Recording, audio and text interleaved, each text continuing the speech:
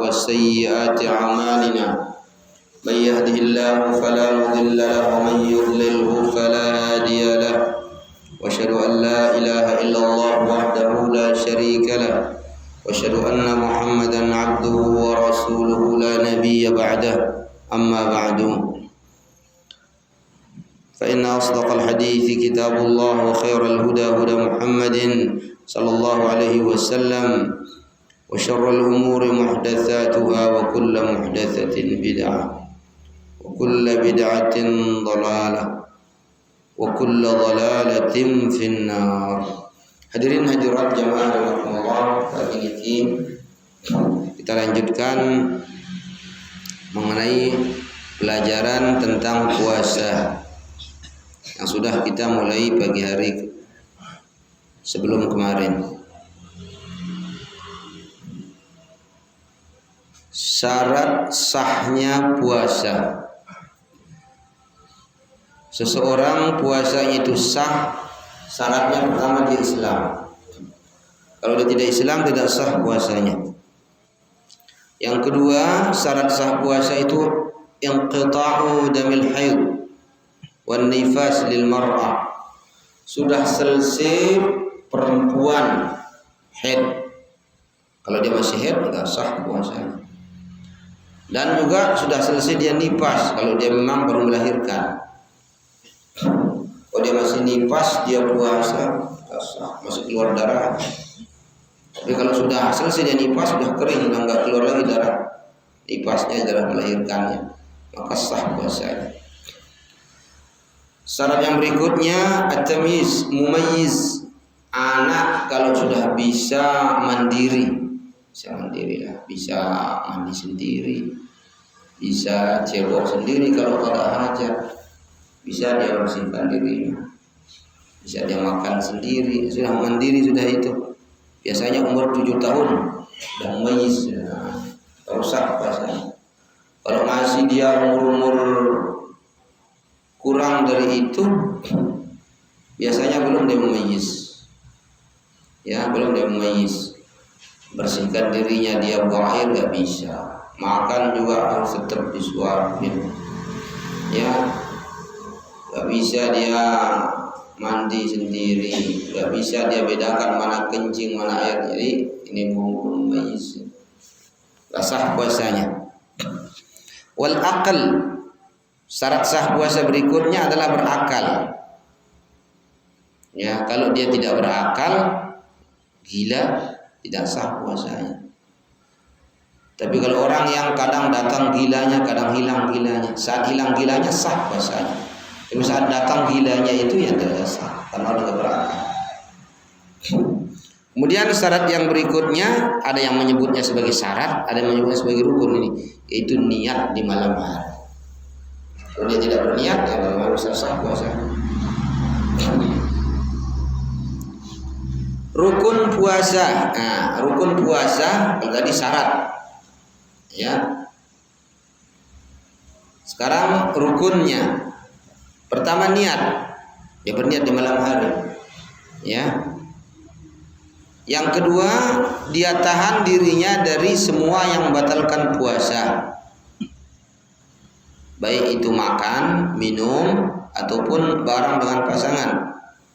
Mulai dari terbit fajar shadiq, mulai waktu subuh sampai tenggelam matahari. Ya, jadi dua rukunnya puasa. Itu niat yang pertama, niat di malam hari. Baik niat itu di awal malam, maghrib dia berniat sah sudah. Atau di tengah malam, jam 10, jam 11, jam 12, jam 1, boleh sah.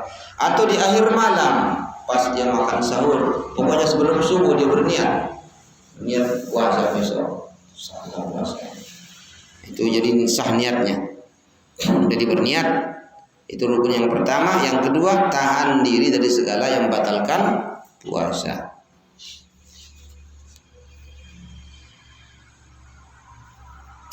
Kemudian niat tersebut jamaah rahimakumullah, dia tidak dilafazkan, nggak ada tuntunannya dilafazkan.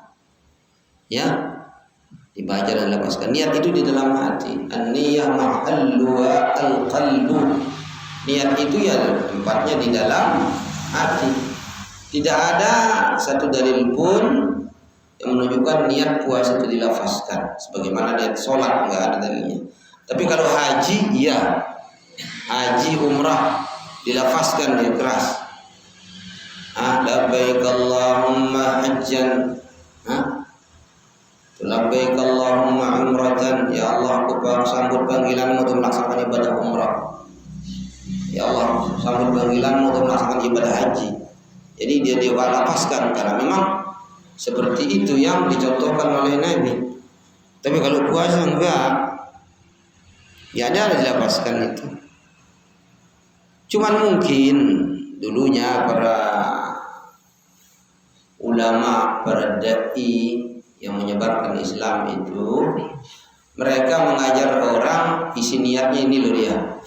Kalau di bahasa Arab kan begini, ya kurang lebih begini dia niat itu. Kalau bahasa Sasak, kalau di Arab kan begini dia, mungkin begitu maksudnya.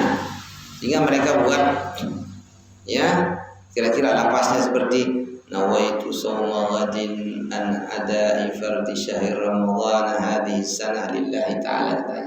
Aku berniat puasa besok untuk melaksanakan kewajiban bulan Ramadan tahun ini karena Allah. Itu kan isi niat di dalam hati. Ya, bukan dilafazkan. Tapi mungkin para dai dulu mengajar masyarakat ya supaya mereka tahu apa sih isi niat itu kurang lebih bagaimana. Mereka ajarkan begini, bahasa Sasaknya, bahasa Indonesianya begini, bahasa Arabnya begini. Cuman kemudian mungkin salah dipahami atau dipahami salah ya, sehingga dia kira bahwa harus dilafazkan ya, lalu ngajak orang bareng-bareng untuk berniat. Enggak begitu. Jadi niat itu enggak dilafazkan, dia di dalam hati. Kecuali niat haji, niat umrah yang ada tuntunannya dilafazkan. Wa yakfi man yasumu ramadhana niyatus shaum 'inda dukhuli asy-syahri fi awwalih. Dan bisa mencukupi orang yang puasa bulan Ramadan itu berniat puasa ketika baru masuk bulan Ramadan di awalnya saja, bisa. Ya, bisa. Ya, berniat di awalnya, berniat untuk akan puasa sebulan Ramadan semuanya. Tapi walau bayyatan niyyah kulla lailah fa huwa ahwat wa afdal. Seandainya dia berniat setiap malam, maka itu lebih hati-hati dan lebih utama. Setiap malam berniat. Tapi dari sebelumnya di awal Ramadan itu pokoknya dia berniat niatkan puasa sebulan Ramadan. Sehingga bisa jadi mungkin suatu malam dia lupa misalnya untuk berniat, ya sudah itu mencukupi niatnya yang pertama, ya mencukupi sudah. Tapi niat itu tidak terlalu sulit. Ya, apanya yang sulit? Begitu orang tersebut dibangunkan, istrinya bangunkan dia enggak nyaur apa? Oh ya, saya nyaur. Kalau dia nyaur, ngapain dia nyaur itu? Kan mau puasa dia. Berarti terbetik dalam hatinya besok dia mau puasa itu, makanya dia nyaur. Itu sudah niat, sudah itu. Itu sudah niat. Dan itu di bulan Ramadan, berarti besoknya puasa Ramadan jelas. Jadi niat itu tidaklah terlalu disusahkan seperti yang panjang tadi yang diajarkan mungkin oleh para tuan guru kita dulu itu, ya para ustadz yang dulu mengajar masyarakat dengan kalimat yang panjang begitu. Enggak mesti seperti itu. Tapi mereka mengkira-kirakan kurang lebih begini isi niat itu. Ya, tapi kita terbetik dalam hati kita bahwa kita ini mau nyaur untuk puasa besok. Ya, kalau dia mau nyaur kan mau puasa besok, berarti sudah niat puasa sudah itu. Ya, puasa. Yustahabbul muhafadzah 'ala as-sahur walau bil qalil min at-ta'am wal ma'. Disunnahkan supaya kita selalu menjaga makan sahur. Artinya supaya nyaur lah. Jangan tidak makan sahur. Walaupun sedikit, baik itu makanan ataupun minuman. Sunnah supaya kita nyaur, walaupun tidak wajib. Enggak dia wajib nyaur. Seandainya ada orang tidak bangun dia makan sahur, sudah subuh baru dia bangun, sahkah puasanya? Dia sudah berniat tadi malam puasa, besok sah sudah puasa. Ya, karena hukum sahur itu sunnah, dia tidak wajib. Ya, tapi alangkah bagusnya supaya dilaksanakan sunnah itu. Ya, sunnah untuk makan sahur, karena sahur itu sebenarnya untuk membantu kita berpuasa supaya jangan terlalu kepot di siang hari. Jadi Allah sayang kepada kita. Allah tidak biarkan kita ini lama-lama panjang-panjang untuk berpuasa, itu enggak. Makanya kalau sahur disunnahkan supaya diakhirkan dekat-dekat subuh, tinggal setengah jam atau tinggal 1 jam, di situ nyaurnya, supaya terasa dia masih sampai siang, masih enggak terlalu kepot kita. Tapi kalau sudah urusan berbuka, disunnahkan supaya segera. Kalau sudah sudah azan supaya kita berbuka, artinya kita putuskan kita punya puasa dengan makan kurma atau minum air begitu. Enggak mesti makan, pokoknya kita batalkan kita punya puasa sudah begitu. Suruh disegerakan kalau itu. Ya. Jadi makan sahur itu sunnahnya itu diakhirkan. Fahuwa sunnatun nabawiyyatun muakkadah. Makan sahur itu sunnah yang disunnahkan oleh Nabi. Sunnahnya sangat ditekankan sekali. Rasulullah SAW bersabda, tasahharu fa inna fis sahuri barakah. Makan sahurlah kalian karena di dalam makan sahur itu ada berkah. Ada berkahnya di sini kita cari ini. Ya. Fas-sahuru ittiba'ul lis-sunnah. Makan sahur itu mengikuti sunnah Nabi. Wa mukhalafatul li ahli kitab, dan menyalahi ahlul kitab, karena mereka dulu ahlul kitab Yahudi Nasrani tidak pakai sahur. Bahwa kita jangan sama dengan mereka, kita umat Islam disuruh makan sahur. Jamaah rahimakumullah, makan sahur itu juga supaya kita bisa lebih kuat untuk beribadah, supaya jangan lemas di siang hari, dan supaya bangunnya kita makan sahur itu kita bisa di situ berdoa kepada Allah. Karena makan sahur itu kan di sepertiga malam yang terakhir kan, di akhir malam itu cepat doa kita diterima oleh Allah. Makanya kita bangun di akhir malam untuk makan sahur itu supaya kita bisa doa juga, bisa tahajud ya, bisa doa ya, dan supaya kita bisa memperbaharui niat juga. Jamaah rahimakumullah, mungkin sampai di sini dulu yang kita dengarkan pagi ini, sebanyak terlalu panjang.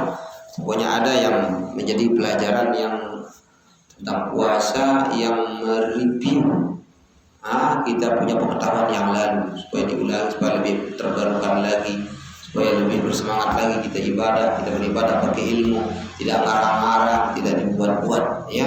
Dan dulunya kita sebentar ini insya Allah mendapatkan pahala dari Allah Subhanahu wa taala kalau kita dulu untuk bermajelis ilmu. Aqulu qouli hadza wa astaghfirullah li wa lakum.